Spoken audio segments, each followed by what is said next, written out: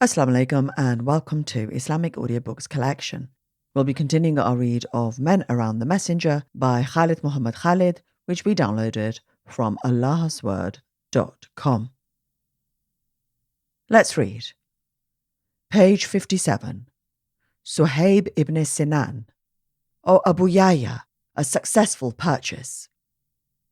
He was born surrounded by comfort and luxury. His father was the governor of Al-Ubala and its ruler on behalf of the Persian king, and was one of the Arabs who emigrated to Iraq long before Islam. In his palace on the bank of Euphrates, next to Mosul, the child lived happily and comfortably. One day, the country was attacked by the Romans, the Byzantines, who captured a large number and enslaved the boy Suhaib ibn Sinaan. He was taken by slave traders until finally his long journey ended in Makkah. There, he was sold to Abd Allah ibn Jud'aan after having spent his childhood and most of his youth in Roman lands where he adopted their language and dialect. His master was so amazed by his intelligence, energy, and sincerity that he emancipated him and set him free, giving him the privilege to trade with him. One day, let his friend Ammar ibn Yasir tell us what happened on that day. I met Suhaib ibn Sinaan in front of the door of Dar al-Arqam, where the Prophet, peace be upon him, was there. I asked, "What do you want?" He answered, "And what do you want?" I said, "I want to meet Muhammad, peace be upon him, to hear what he is saying." He said, "I want the same." We both entered and met the Prophet, peace be upon him, who invited us to embrace Islam, and we converted. We stayed there as we were till evening. Secretly, he went out. Thereupon, Suhaib got to know his path to Dar al-Arqam. He got to know his path to guidance and light, but also to difficult sacrifice and great redemption. Entering through that wooden door, which separated Dar al-Arqam and what was inside from the outer world, was not just crossing a threshold, but crossing of a whole world of limitations. An old world with all that represented it, religion, manners, customs, and life, crossing it towards a new world with all that represented it, religion, manners, customs, and life. Crossing the threshold of Dar al-Arqam, a threshold not wider than 1 foot, meant in reality to cross an ocean of terror, wide and expanding. Stepping over such an obstacle, such a threshold, meant the beginning of an era full of great responsibilities. As for the poor, the stranger, the enslaved, stepping over Dar al-Arqam's threshold meant exceptional, extraordinary sacrifices. Suhaib, our hero, was a stranger. Ammar ibn Yasir, his friend, whom he met in front of the door, was a poor man. Why did they go voluntarily to face terror and, moreover, do their best when they met it in combat? It was called of faith, which could not be resisted. It was the good character of Muhammad, peace be upon him, the scent of which filled the hearts of their reverent with love and guidance. It was his new shining magnificence. Dazzling minds were fed up with the old, its misguidance and bankruptcy. Above all, it was Allah's mercy bestowed upon whomever he wishes, his guidance and protection bestowed on whomever turns to him. Suhaib holds a position in the ranks of the faithful. He held a great and high position among the persecuted and tortured. He held a high position among the generous and self-sacrificing. He frankly described his great loyalty to his responsibilities as a Muslim who had pledged allegiance to the Prophet, peace be upon him, and walked under Islam's standard. I was present at every pledge called by him. I was present in every detachment organized by him. The Prophet, peace be upon him, never took part in a raid at the beginning of the period or the end without my being on his right or left. Whenever the Muslims feared a danger facing them, I was there in the front, and whenever they feared it in the rear, I was there at the back, I never let the Prophet, peace be upon him, stay in a position between me and the foe until he, peace be upon him, met Allah. It was a dazzling image of extraordinary faith and great loyalty. Ever since the first day he received Allah's light and put his hand into the Prophet's, peace be upon him, Suhaib, may Allah be pleased with him and with all his companions, was imbued with such outstanding faith. From that day, his relationship towards people and the world, let alone himself, acquired a new dimension. From that day, his character turned into a firm, humble, and devoted one, subduing events and braving various types of horror.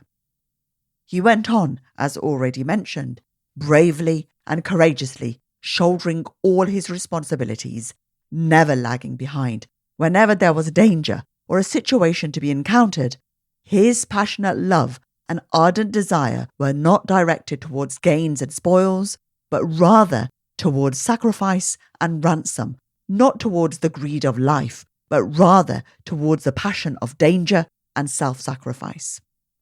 He began the days of his noble redemption and great loyalty with the day of his hijrah.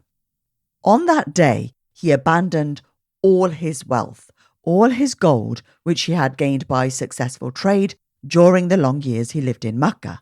He abandoned all his fortune, all that he owned in a split second, the glory of which was never stained by doubt or retreat.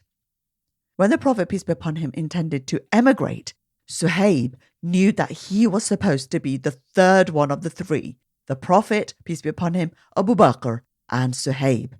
However, the Quraysh decided to prevent the Prophet, peace be upon his emigration. Suhaib fell into one of their traps and was thereby hindered for some time from emigrating, while the Prophet, peace be upon him, and his companion set out accompanied by Allah's blessing.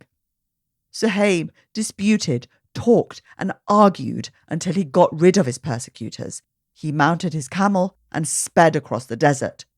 However, the Quraysh sent its hunters to follow him. When they reached him, Suhaib had hardly seen them before facing them and shouting from a near distance, "O people of Quraysh, you know that I am the best marksman. By Allah, you cannot reach me before I shoot each of my arrows with my bow. Then I will strike you with my sword until it falls down. Come on, if you like to try. Or if you like, I will tell you where my money is, and so leave me alone." They agreed to take his money, saying, "You came to us a poor wretch. Your money increased in our land, and among us you claimed high rank, and now you want to escape together with your money." He guided them to a place where he had hidden his fortune.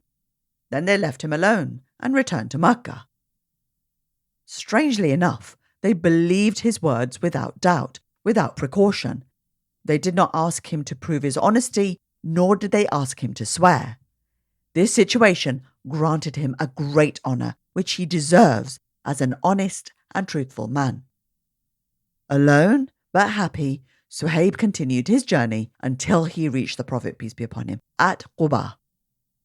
When Suhaib came into view, the Prophet, peace be upon him, was sitting surrounded by his companions. As soon as the Prophet, peace be upon him, saw him, he called to him cheerfully, "O Abu Yahya, a profitable sale, a profitable sale." Thereupon the glorious verse was revealed. "And of mankind is he who sells himself, seeking the pleasure of Allah, and Allah is full of kindness to his slaves." Quran 2 verse 201. Indeed, Suhaib had paid all his fortune. The fortune he spent all his youth to gather in return for his faithful soul. He never felt it was an unjust bargain.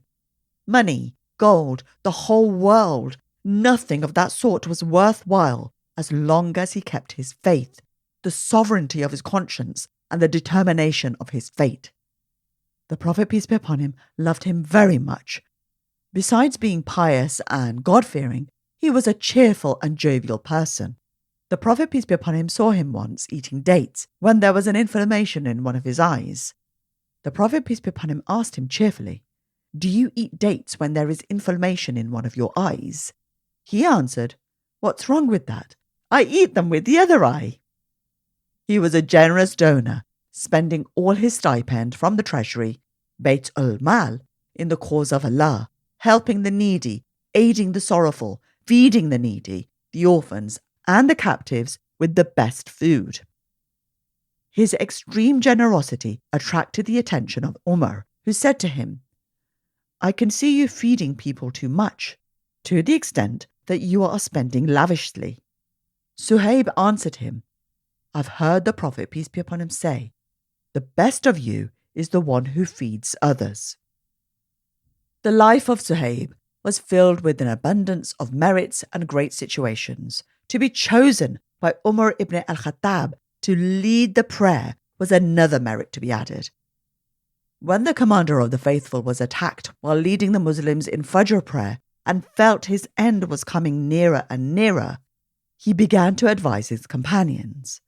His last words were, "Let Suhaib lead people in prayer." On that day, Umar chose 6 of the companions and entrusted them with the choice of the new caliph. The caliph of the Muslims was the one who led the prayers. In those days, following the death of the commander of the faithful, until the new caliph was chosen, who was to lead the Muslims in prayer? Umar would slow down 1,000 times before choosing someone, especially in these moments, while his pure soul was passing away to meet Allah. If he chose, then there was no more eligible than the chosen. He chose Suhaib. He chose him to lead the Muslims in prayer until the next caliph came to carry out his duties. He chose him despite the Roman accent obvious in his language.